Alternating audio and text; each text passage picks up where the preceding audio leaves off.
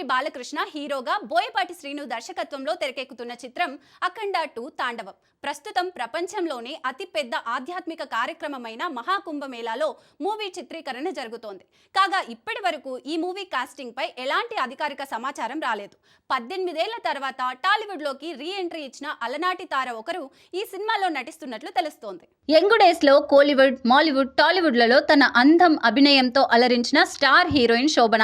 ఆమె 18 ఏళ్ల గ్యాప్ తర్వాత ప్రభాస్ కల్కి సినిమాలో మరియం పాత్రలో రీ ఎంట్రీ ఇచ్చారు.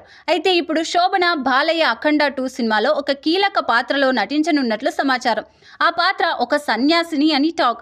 ఇప్పటికే ఆమె బాలయ్యతో నారీ నారీ నడుమ మురారి వంటి చిత్రాలలో యాక్ట్ చేసింది.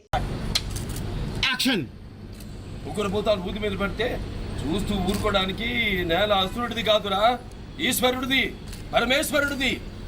కాదని దాన్ని తాకితే జరిగేది తాండవం, అఖండ తాండవం.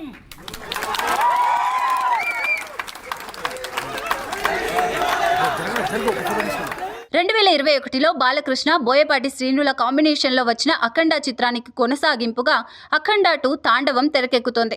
14 రీల్స్ ప్లస్ పతాకంపై రామ్ అచంటా, గోపీచంద్ అచంటా నిర్మిస్తున్నారు. సెప్టెంబర్ 25న ఈ చిత్రానికి విడుదల చేయడానికి సన్నాహాలు చేస్తున్నారు మేకర్స్. ఈ సినిమాకి మ్యూజిక్ సెన్సేషన్ ఎస్ఎస్ తమన్ సంగీతం అందిస్తున్నారు.